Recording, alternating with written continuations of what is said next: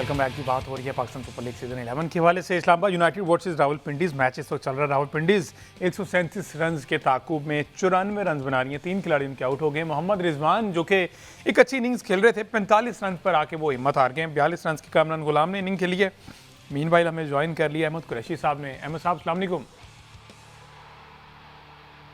जी हमजा वालेकुम अस्सलाम। अहमद साहब, पिंडी के लिए बिलाखिर एक आधी जीत तो वो डिजर्व करते हैं जो कि आज मिल रही है। 137 रन बीइंग पिंडी बॉय, क्या फील क्या कर रहे हैं कि मोहम्मद रिजवान के 45 रन, कामरान गुलाम के 42 रन, बड़ा अच्छा कॉम्बिनेशन लग रहा है। देखें अब ये जो अच्छा कॉम्बिनेशन है, आप ये तंज़िया तौर पे कह रहे हैं या वाकई या ये अब आप आप ही खुद बता समझदार सकते हैं कि ये वो कॉम्बिनेशन है हैं जो 8 मैच आ रहा हुआ है। अच्छा जी। हाँ, देखिए मैं तो 2 चीज़ों पे बिलीव करता हूँ। एक तो रिज़वान ने एक बात की थी कि जो सच्ची नीयत से नहीं खेलेगा वो ज़लीलो रुस्वा होगा, और दूसरा उन्होंने कहा था या तो विन है या तो लर्न है। जब से उन्होंने ये बात की है, चाहे वो पाकिस्तान क्रिकेट टीम का हिस्सा हो as a captain, as a player, या फिर वो पिंडी की इस फ्रैंचाइज़ का हिस्सा हो, लर्न ही लर्न उनको भी मिला है, और फ्रैंचाइज़ और टीम को विन कहीं दूर-दूर तक एज़ सच नज़र नहीं आया। और बड़ा अनफॉर्च्यूनेट है क्योंकि रिज़वान वो प्लेयर हैं जिन्होंने वनडे की टीम से वनडे की कप्तानी से हटने के बाद और टी20 के स्क्वाड से बाहर होने के बाद बड़ा एक एहतजाज रिकॉर्ड कराया था। उन्होंने एक स्टांस लिया था कि मैं तो नहीं चाहता कि मैं ये सेंट्रल कॉन्ट्रैक्ट साइन करूँ, और तब साइन नहीं करूँगा जब तक मुझे ये जवाब नहीं दिया जाएगा कि टी20 से मुझे क्यों बाहर किया गया, और जब तक मुझे ये जवाब नहीं दिया जाता कि वनडे की कप्तानी से मुझे क्यों हटाया गया। तो मेरे ख्याल में रिज़वान की जो अभी तक इस पीएसएल की परफॉर्मेंस है, उसने मेरे ख्याल में जिन्होंने उनको कप्तानी से हटाया था और टीम से बाहर किया था, उनको सही साबित किया है। अदरवाइज़ तो काफ़ी हद तक हम भी उन पे क्रिटिसाइज़ करते थे कि चाहे कुछ भी हो, रिज़वान, उस्मान खान और बहुत से प्लेयर से बेहतर थे। बड़ा अनफॉर्च्यूनेट है, मैं फिर यही बात कहूँगा कि रिज़वान इतना बुरा प्लेयर या इतना बुरा कप्तान नहीं है जितना वो इस पीएसएल में बन के सामने आया है या साबित हुआ है। सो बड़ा अनफॉर्च्यूनेट। देखिए आपके पास या तो हो ना कि जैसे हैदराबाद की टीम है, मैं अभी भी ये समझता हूँ बेशक वो जीत रही हो, कि उसका कॉम्बिनेशन इतना कोई ख़ास नहीं है। पिंडी का कॉम्बिनेशन अच्छा खासा तगड़ा था, आपके पास नसीम शाह, आपके पास मोहम्मद आमिर, बैटिंग में डेप्थ, स्पिनर्स आपके पूरे। फिर भी अगर आप नहीं जीत पा रहे तो बड़ा अनफॉर्च्यूनेट है। और जब ये पिंडी की टीम लॉन्च हुई थी तो बड़ी एक्साइटमेंट थी अक्रॉस पिंडी लोगों में कि अपनी टीम अब आ गई है, क्योंकि पहले इस्लामाबाद को कहते थे कि वो हमारी टीम है, तो इस्लामाबाद वाले कहते थे कि ये हमारी टीम है, तो फिर हम कहते थे कि हमारे स्टेडियम में ना खेलो, अपना स्टेडियम बना लो जाके। तो वो एक इस तरह का बैंटर चलता था। लेकिन मेरे ख्याल में जितनी तवज्जो उन्होंने अपनी जो है ना नमूदो-नुमाइश पे और शो-शाह पे दी है, अगर परफॉर्मेंस पे मैनेजमेंट देती तो हाल कदरे बेहतर होता। ठीक है। लेकिन जहाँ तक इस्लामाबाद का ताल्लुक है, इस्लामाबाद तो पिंडी हारने की पोजीशन में आ चुकी है ना इस वक्त, तो इस्लामाबाद और पिंडी वाला बैंटर तो चलते रहना चाहिए। वो ज़रूरी है। वो बहुत ज़्यादा ज़रूरी है। अच्छा, अब थोड़ी सी बात कर लीजिए, ये जो हैदराबाद किंग्समैन की हम बात कर रहे थे, मोहसिन साहब सर, पहले 4 मैचेस आ रहे, ग्लेन मैक्सवेल आए और फिर ये विनिंग ट्रैक पे आ गए, और जिस तरह की परफॉर्मेंसेस हमने देखी है वो आ रही हैं। ऑल्दो मैक्सवेल हैं, उन्होंने खुद एक आधा मैच ही परफॉर्म किया है, लेकिन टीम उनकी चल पड़ी है। कल लबुशेन 61 रन की इनिंग्स खेली, उस्मान खान ने 101 रन की इनिंग खेली है। तो सेंचुरीज के तो अंबार लगते जा रहे हैं पीएसएल में। क्या लगता है अब ये विनिंग स्ट्रीक का विनिंग कॉम्बिनेशन बन चुका है इनका? विनिंग, क्योंकि उन्हें शुरू में इशू ये आ रहा था कि ऊपर उनके पास बैटिंग नहीं मिल रही थी। अच्छा। लबुशेन ने अपने आप को ऊपर लेके आके उसका फायदा दोनों को हुआ। लबुशेन को खुद से भी हुआ क्योंकि वो ऊपर पावर प्ले में खेलना आसान है, और वहां उसने रन्स करने शुरू कर दिए और तेज रन्स कर दिए। नीचे वो उसकी यूटिलाइजेशन थी नहीं, वो अपने आप को नीचे अंडर यूटिलाइज हो रहा था, और क्योंकि टी20 का प्लेयर है नहीं है, और फिर जब पावर प्ले में आके तो वो समहाउ अपने आप को जस्टिफाई कर गया। और दूसरा ये था कि उनके पास टी20 का एक्सपीरियंस ना तो एज प्लेयर था, ना एज कप्तान तो बिल्कुल ही नहीं था। तो दोनों सूरतों में वो नुकसान जो हो रहा था, वो आके देखे यहाँ पे जो लोकल प्लेयर्स शुरू में थे, तो उनको ना वो जानते ही नहीं थे कि लोकल टैलेंट है क्या मेरे पास, को किसकी क्या कैपेसिटी है, बॉलिंग बैटिंग का कोई आइडिया नहीं था। अब वो इसलिए जेल भी कप्तान हो गया। लोकल होना नंबर 2, चाहिए। कप्तान भी लोकल होना चाहिए था। दूसरा ये है कि जो मैक्सवेल है वो तो बहुत एक मतलब बंच ऑफ वो है ना एक्सपीरियंस जी। तो उसके आने से ऑब्वियसली लबुशेन भी वहां से कोई गाइडेंस जरूर ले रहा होगा। तो किसी एक्सपीरियंस प्लेयर का परफॉर्म करना या ना करना अपनी जगह पे होता है, लेकिन उसका किसी टीम के साथ हिस्सा होना और प्लेयर लाइक मतलब मैक्सवेल, वो तो आपको पता है जी किस कदर मैच विनर है, उसका नाम है। तो वो उसने आके बहरहाल उनकी फिलॉसफी को, गेम को, चीजों को चेंज किया और ड्रेसिंग रूम से कोई गाइडेंस भी आ रही होगी।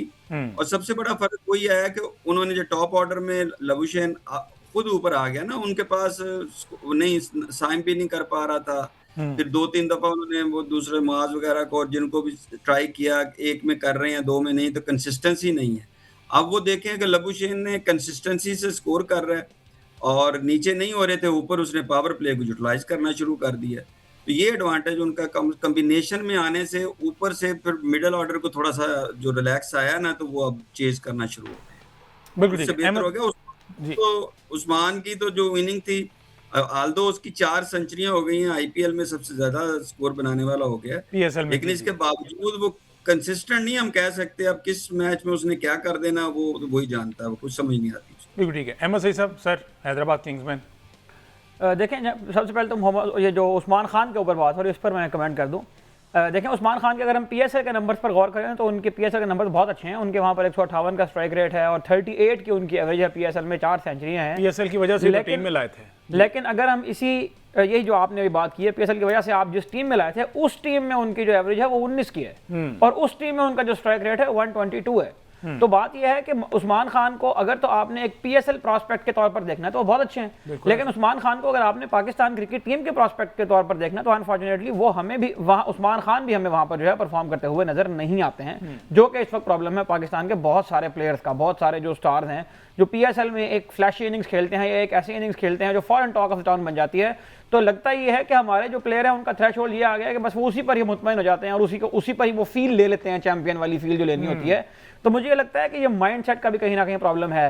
हैदराबाद किंग्समैन की अगर आप बात करें तो मेरा ख्याल है कि जिस चीज़ को सबसे ज़्यादा उन्होंने अपनी शेप के अंदर तब्दीली की है, उनको एक बात तो ये समझ में आ गई थी कि हमारे जो रिसोर्सेज, जिस तरह अहमद कुरैशी साहब ने अभी कहा कि उनके रिसोर्सेज जो हैं वो लिमिटेड ही थे, लेकिन उन रिसोर्सेज को अब जो है यूटिलाइज करने की अगर हम बात करें तो मोहम्मद अली से पहले वो नया बॉल नहीं करवा रहे थे, अब मोहम्मद अली से वो नया बॉल करवा रहे हैं। तो मोहम्मद अली और हुनैन शाह जो है वो पिछले मैचों में जब परफॉर्म करना शुरू हुए हैं तो फिर उनकी टीम में कहीं ना कहीं वो बैलेंस हमें नजर आया है। पिछले 1-2 मैचों में हुनैन शाह ने परफॉर्म नहीं किया है, लेकिन जो जीतने से एतमाद पैदा होता है तो वो एतमाद अब हमें नजर आना शुरू हुआ है हैदराबाद किंग्समैन की टीम के अंदर। जब आपका कॉम्बिनेशन अच्छा ना बन रहा हो तो फिर ऐसे मौके पर वो इंडिविजुअल्स बहुत काउंट करते होते हैं जो इंडिविजुअली ये सलाहियत रखते होंगे किसी टीम के अंदर कोई ऐसी परफॉर्मेंस दे दें, जिस तरह लबुशेन ने एक अच्छी परफॉर्मेंस दी, एक अच्छी इनिंग मां सदाकत ने खेली, इसी तरह आप देखते जाएं तो आपको ऐसे। अच्छा, उसके अलावा ये जो इरफान खान न्याजी और हसन खान वाला जो एलिमेंट था शुरू के मैचेस में, इरफान न्याजी भी जो है वो परफॉर्म नहीं कर पाए, लेकिन अब ऐसा लग रहा है कि उनको भी अपना ये रोल समझ में आना शुरू हो गया है और उनको जो कंडीशंस हैं वो भी सूट करना शुरू हो गई हैं। और जब आप 3-4 मैचेस हारने के बाद अचानक एक स्ट्रीक लगाते हैं और इस तरह से उठकर आप आते हैं टॉप 4 के अंदर, तो मुझे लगता है कि कहीं ना कहीं एक मोटिवेशन का लेवल भी, और एक ट्वीट भी जो है वो कल उन्होंने की है मानस लबुशेन ने, और उन्होंने ये कहा है कि मैं एंजॉय कर रहा हूँ इस टीम के साथ अपने हर मोमेंट को। तो ये एक ऐसा, अब वो ऐसे जोन में आ चुके हैं कि जहां वो अपनी हर चीज़ को एंजॉय करना शुरू हो गए हैं, और मैं समझता हूँ कि ये अपोनेंट्स के लिए बहुत खतरनाक बात है कि वो टीम इस जोन के अंदर आ गई है कि वो हार जीत को, मतलब वो उन्हें हार भी देखी, उन्हें जीत भी देखी, और अब वो इस कंडीशन में है कि उन्हें नजर आ रहा है कि हम एक ऐसी कंडीशन से जहां हमारे पास कुछ भी नहीं था, वहां से हम ट्रॉफी जीतने की जो है वो कंटेंशन में आ गए हैं। तो हैदराबाद की इस जीत ने कल लाहौर कलंदर्स के लिए भी ठीक ठाक मुश्किलात खड़ी कर दी। बिल्कुल ठीक है जी। अहमद कुरैशी साहब, sir what's your take on Hyderabad Kingsmen? 101 run की उस्मान खान की इनिंग्स है, 10 छक्के उसमें शामिल हैं, लेकिन बात वही है कि अगर पीएसएल बेस्ड परफॉर्मेंस बेस आपने सिलेक्शन करनी है तो नेशनल टीम में तो इन्होंने कुछ नहीं किया। अच्छा, वो इंडिया में एक ट्रेंड चलता है ना, थाला फॉर अ रीजन, तो हैदराबाद की टीम के नाम में किंग्समैन है तो किंग बाबर भी हैं, तो बाबर भी वहां पे परफॉर्म कर रहे हैं, यहाँ पे इनकी भी परफॉर्मेंस आ गई है। तो इनिशियल जो स्टेज था पीएसएल का, तो मैं तो यही कह रहा था कि इन दोनों को ही किंग कहा जाता है या हैदराबाद के नाम में भी किंग आता है, इस वजह से सत्यानाश है, लेकिन अच्छी बात है कि कम बैक अच्छा हुआ है। देखें, हैदराबाद की टीम की हमने शुरू में भी जब पीएसएल स्टार्ट हो रही थी आपके शो में बात की थी कि इनके एक तो स्पिनर्स कंप्लीट नहीं है, दूसरा सैम अयूब, मां सदाकत, इन लोगों पे बहुत ज्यादा रिलाई कर रहे थे। जब मार्नस लबुशेन ने ये अंडरस्टैंड किया कि मैंने अगर सरवाइव करना है या इस फ्रेंचाइज को सरवाइव करवाना है तो मुझे खुद एज एन ओपनर आके कुछ ना कुछ करना पड़ेगा, एटलीस्ट अगर मैं एक एंड भी संभाल लूं तो काफी हद तक बेहतरी आ सकती है। दूसरा, मोहम्मद अली से और आकिब जावेद से शुरू के मैचेस में वो अर्ली ओवर कराते रहे हैं, लेकिन उनको मार बहुत पड़ती थी, लाइन लेंथ की एक्यूरेसी नहीं थी। इस वजह से फिर आगे जाके उन्होंने हटा लिया था, लेकिन फिर उनको जब समझाया गया, कोचिंग खासतौर पे बॉलिंग कोच ने काफी मोहम्मद अली डेजी के साथ काम किया, उसके बाद अब कम बैक उनका काफी हद तक बेहतर हुआ है। तो आई थिंक लिमिटेड रिसोर्सेज के साथ अगर एक टीम बेहतरीन परफॉर्मेंस दिखा रही है, ऑल दो कि उनकी अपनी गलती है अगर उन्होंने जो रिसोर्सेज हैं उनको लिमिटेड रखा है या अच्छा कॉम्बिनेशन नहीं बनाया, शायद और तरफ उनकी तवज्जो हो, तो फिर उसी के अगर कंपैरिजन हम पिंडी से या किसी और से करते हैं तो फिर ज्यादा डिसअपॉइंटिंग इस वजह से लगता है कि पिंडी में बड़े बड़े नाम हैं, ऐसे प्लेयर्स हैं जो T20 क्रिकेट में ना सिर्फ पाकिस्तान के लिए खेलते रहे हैं, PSL खेलते रहे हैं, बल्कि across the globe franchise based tournaments और लीग्स खेलते हैं। फिर भी परफॉर्मेंसेज नहीं थी, और जब कप्तान की भी खैर खुद परफॉर्मेंस ना हो तो वो प्लेयर से कैसे डिमांड करेगा। अब तो कप्तान साहब ने मेरा आपका मुंह भी बंद कर दिया है कि हम तनकीद ना कर सके, उन्होंने खुद ही कह दिया कि इस परफॉर्मेंस पे नहीं बनती, तो फिर अब मैं और आप बैठ के क्या बात करेंगे। बिल्कुल ठीक है जी, एक ब्रेक लेते हैं। तो ब्रेक से मुझे सर्विस टायर का तो आप सबको पता होगा, क्योंकि इसकी कैंपेन पूरी दुनिया में चलती, 40 ममालिक में सर्विस टायर जो है वो एक्सपोर्ट होते हैं। इसका जो रबड़ है, इसकी जो फ्लेक्सिबिलिटी है, पूरी दुनिया मानती है। इसीलिए तो वो टर्किश स्टार जो है वो भी ऐड करते हैं, तो सिर्फ और सिर्फ सर्विस टायर का ही करते हैं, क्योंकि पूरी दुनिया मानती है ग्रिप सर्विस जैसी तो फिक्र कैसी। एक ब्रेक के बाद वापस आते हैं, स्टे विद अस।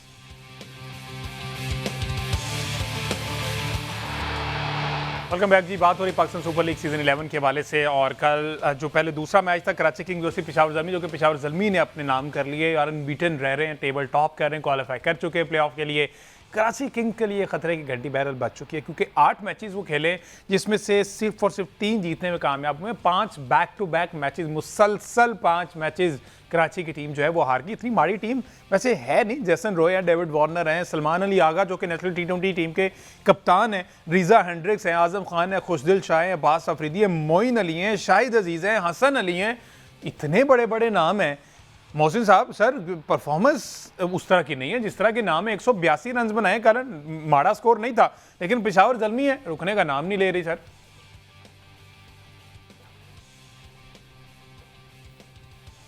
मोहसिन साहब आपका माइक जो है वो म्यूट है, वो जरा जी जी जी। पेशावर ज़ल्मी जो है वो उसका जो सबसे बड़ा ये है कि जब एक तो टीम जेल कर गई, दूसरा जो सबसे है कि वो सारे परफॉर्म कर रहे हैं, किसी पे रिलाई नहीं कर रहे। वो नहीं है कि जरूरी नहीं है कि किसी एक प्लेयर पे ही वो अपना उनका वो है, डिपेंडेंसी नहीं है, और वो सारे के सारे स्कोर कर रहे हैं। और पेशावर ज़ल्मी का जो सबसे बड़ा एडवांटेज हुआ, जिसमें बाबर आजम भी, मैं ये समझता हूँ कि बाबर आजम के लिए भी आसानियां पैदा कर दी, वो मेंडिस था। तो मेंडिस ने जो अपनी इनिंग्स खेली हैं और जिस वक्त उसके साथ बाबर आजम खेला तो प्रेशर नहीं आने दिया। बाबर के लिए वही रना बॉल के साथ ही उसको वो इनिंग्स खिला दी। और मैं ये समझता हूँ कि हालांकि बाबर बहुत बड़ा प्लेयर है, लेकिन जो प्रैक्टिकली उसने मेंडिस से सीखा होगा कि किस तरह स्पिन को खेल रहा है, किस तरह वो कर रहा है, तो दूसरे एंड से एक प्रैक्टिकल एग्जांपल आपके सामने आ रही थी कि इस तरह खेला जाता है, ये चीज़ है। तो वो बहरहाल बाबर को एक दफ़ा दोबारा फॉर्म में लाने के लिए आसानी हो गई। यही मेंडिस की जगह कोई और प्लेयर खेल रहा होता तो बाबर पे प्रेशर आता, और प्रेशर आके बाबर को लिए जब वो रना बॉल से ऊपर जाके 160-70 की एवरेज से स्कोर, स्ट्राइक रेट से स्कोर करना पड़ता, तो मुश्किल होती चीज़। तो बाबर को शुक्रगुजार होना चाहिए मेंडिस का। कल की इनिंग भी मेंडिस की वजह से आप वो ले गए, और बाकी जो इनिंग्स हैं उसमें भी मेंडिस का बहुत बड़ा हाथ। तो मोहसिन साहब, इसमें फिर हम इसको नेशनल टीम में भी ले सकते हैं कि बाबर का कसूर नहीं था। नेशनल टीम में बाबर के साथ दूसरे एंड पर कोई टिकता ही नहीं था, तो सारा का सारा प्रेशर बाबर पे आ जाता था। जी, ये आप बिल्कुल कह सकते हैं कि बाबर पे, लेकिन बड़े प्लेयर का काम क्या है कि देखिए ना कि अगर आप बाबर है तो बाबर को तो हम सारे 10 प्लेयर और भी होते हैं उस टीम में, तो हम बाबर को इसीलिए हम डिस्कस करते हैं कि बाबर कर सकता है।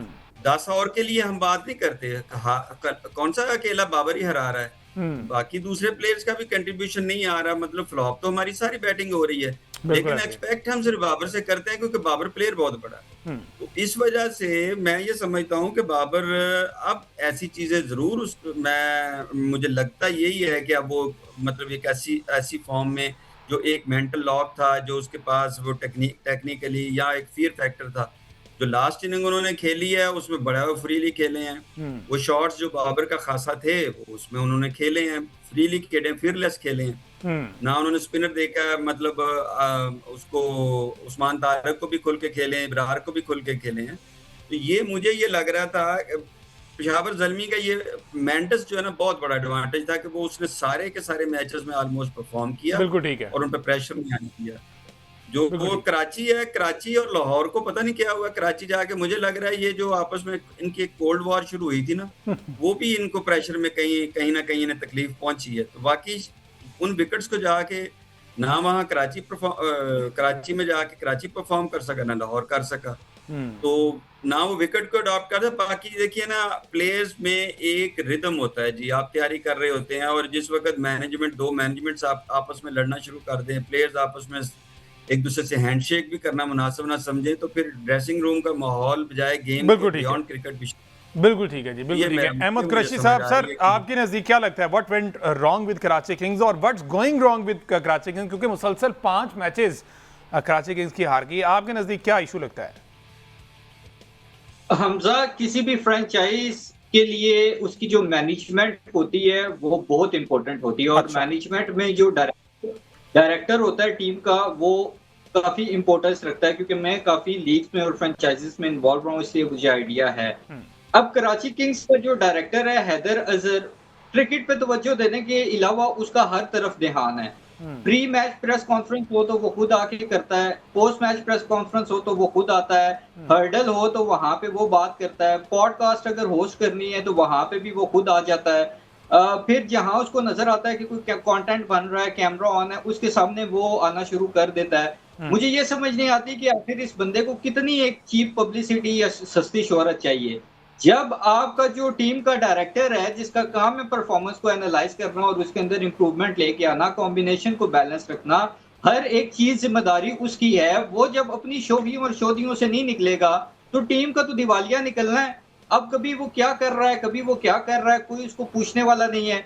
अब आप मुझे ये बताएं, डेविड वार्नर से लेके नीचे तक इतने सारे आपने अभी इंटरनेशनल प्लेयर्स गिनाए हैं, इनके अलावा भी बहुत फ्रेंचाइज की स्क्वाड का हिस्सा है। क्या कोई एक भी इस काबिल नहीं है जो पोस्ट मैच प्रेस कॉन्फ्रेंस या pre match press conference mostly आके कर सके, या वो आके जो फ्रंट पे बात कर सकें? फिर जो हर्डल में भी अगर टीम डायरेक्टर ने आके भाषण देना है कि ऐसे करें और वैसे करें, तो फिर डेविड वार्नर को आप किस लिए लेके आए हैं? या जो बाकी जिन लोगों ने, शान मसूद वगैरह ने इंटरनेशनल कप्तानी की है, उनको कुछ भी नहीं पता या उनको कुछ नहीं आता।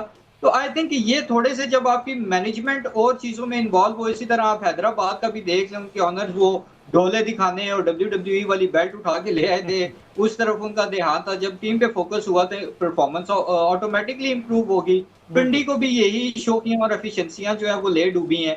तो जब आपकी फ्रेंचाइजीज का ध्यान इन चीजों से हट के होगा तो फिर आपकी परफॉर्मेंसेस काफी हद तक अफेक्ट होती हैं। कराची की अगर आप कॉम्बिनेशन देखें, एक्सपीरियंस वाइज देखें, तो मेरे ख्याल में टॉप 2-3 टीम्स अगर मैं PSL की रखूं एक्सपीरियंस वाइज, जिनके पास एक्सपीरियंस की सूरत में ज्यादा अच्छा कॉम्बिनेशन है, तो कराची उनमें आता है। लेकिन वही बात है कि जब फोकस हटता है, आपका गैर जरूरी चीजों की तरफ होता है, तो परफॉर्मेंसेस ऐसी ही होती हैं। बिल्कुल ठीक है। अहमद सईद साहब, फोकस देखिए, ये सारी बातें अपनी जगह पर ठीक है, लेकिन मेरा ख्याल है कि अगर आपके जो फास्ट बॉलर्स हैं वो अगर 180 रन को डिफेंड करते हुए हर ओवर में आके 4 स्लोअर रन करेंगे तो फिर यही हाल होना है टीम का। मुझे नहीं समझ में आ रही इस PSL में पाकिस्तान के जो फास्ट बॉलर्स हैं, हमने बाबर और रिजवान की तो काफ़ी बात की है ना भाई, हमारे जो फास्ट बॉलर हैं जो नेशनल टीम में हमारे सेलेक्ट होते हैं, उनकी जरा परफॉर्मेंस नहीं निकाले ना PSL में। वो क्यों पाकिस्तान की टीम में बार अगर बाबर और रिजवान बाहर हो सकते हैं तो शाहीन आफरीदी पाकिस्तान की टीम से बाहर क्यों नहीं हो सकता? एग्जैक्टली शाहीन आफरीदी है, हारिस रऊफ है, हसन अली है, हारिस रऊफ का भी सिर्फ एक मैच निकाल के, अब्बास आफरीदी जो अभी अपनी उम्र के उस हिस्से में है कि जिस उम्र में आप अगर जोर लगाएं और 6 की 6 बॉलें आप तेज करवाएं, लेंथ के ऊपर बॉल करवाएं, तेज बॉल करवाएं, तो आपको फर्क नहीं पड़ता। अब्बास आफरीदी अगर वहां पर आकर डेथ ओवर में यॉर्कर करने के बजाय 4 स्लोअर 1 मारेगा तो आगे फरहान यूसुफ जैसा बैट्समैन भी खड़ा होगा उसको छक्का ही मारेगा। तो डेविड वार्नर बेचारा क्या करे वहां पे? हसन अली और अब्बास आफरीदी ने जो कल बॉलिंग करवाई है वो इंतहाई मीडियोकर बॉलिंग। उस मीडियोकर बॉलिंग के सामने आप सिवाय एक अली रजा के, मेरा ख्याल है अली रजा के अलावा पूरी PSL में ये जो 2-3 यंग लड़के आ रहे हैं ना, अली रजा है, इस्माइल है, एक और फास्ट बॉलर का नाम इस वक्त मेरे में नहीं आ रहा, ये तीनों हमारे यंग फास्ट बॉलर हैं, इनमें से कोई पाकिस्तान नहीं खेला हुआ। उनके अलावा कोई ऐसा फास्ट बॉलर बताएं जिसने कंसिस्टेंटली 140 पर बॉल की हो, आप छोड़ दें 150, 140 के ऊपर बॉल करने वाले बॉलर आपको पाकिस्तान में नहीं मिल रहे। और ये वो पाकिस्तान है जहां पर शुएब अख्तर 39 साल की उम्र में आकर 148 149 की बॉलिंग करवाते थे। तो अगर आपके बॉलर जो हैं वो फास्ट बॉलिंग करने की बजाय एक ओवर में 3-3 4-4 स्लोअर वन मारेंगे तो उनको छक्के ही पड़ने हैं। तो मेरा ख्याल है कि कल बिल्कुल ऑन मेरिट ट्रीट हुई है कराची की टीम, और अगर आइंदा भी ये काम करेंगे तो उनके साथ यही होगा। बिल्कुल ठीक है जी। आगे आने वाले शोज में, चूंकि प्रोग्राम का वक्त खत्म होने वाले शोज में जरा बॉलिंग डिपार्टमेंट को देखेंगे कि ये क्यों नहीं बाहर हो सकते। बिल्कुल अहमद सईद की बात ठीक है कि जब हम बैटर्स पर बात करते हैं तो वाई नॉट बॉलर्स, क्योंकि उनकी PR जो है एजेंसी बहुत तगड़ी है, इस वजह से वो तो बाबर और रिजवान की भी तगड़ी थी। बहरहाल आने वाले शोज में इस पर बात करेंगे, इन परफॉर्मेंसेज की बात करेंगे। मुझे दीजिए इजाजत, अल्लाह हाफिज़।